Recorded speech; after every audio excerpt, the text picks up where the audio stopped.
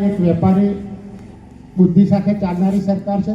હવે આપણે એ સમજવાની જરૂર છે કે ભાઈ આ સરકાર સામે અવાજ ઉપાડવો હોય તો કઈ રીતે તમે અલગ અલગ લડશો તો ક્યારે પણ સફળ થવાના નથી.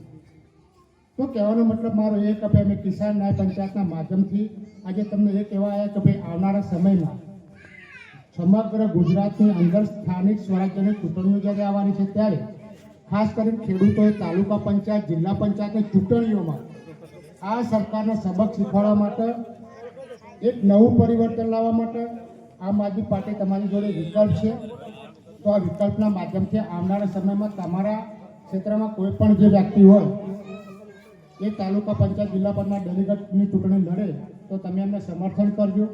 તો કઈ વાંધો ને આરતીનો સમય થઈ ગયો છે તો આ આટલી વાત તમારી સામે મૂકી હું મારી વાણીને વિરામ આપું છું. તમે તમામ ગ્રામજનો જે કાર્યો થઈ જાય. આમ આદમી પાર્ટી વતી તમારા સૌનો દિલથી ખૂબ ખૂબ આભાર છે. જય હિન્દ, વંદે માતરમ, ભારત માતા કી જય.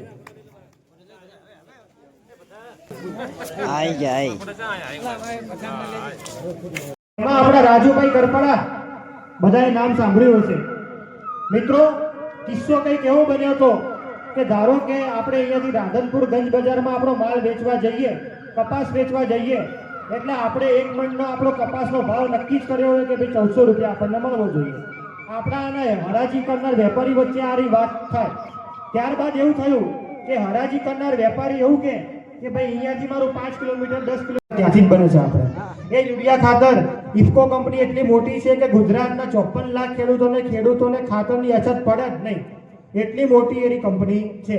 પણ જ્યાંથી તે ખાતર ડેપોમાં આવે અને ખાતર ડેપોમાંથી ગંજ બજારમાં આવે એટલે પેલા આખલા ચરવા વાળા ભાજપના તમામ નેતાઓ પોતાની રીતે બધું બૂચ મારીને કાળા બજારી કરી જાય.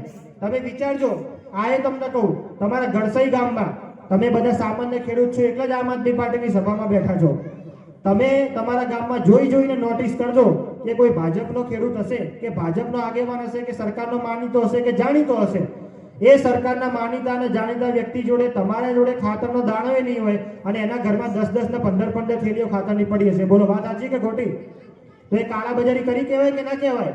અને આપણે બધા નેતાઓને ફોન કરીએ, બધાને ફોન કરીને ઊંચા નહીં અને આપણને ખાતર ના મળે તો તકલીફ જ એ છે કે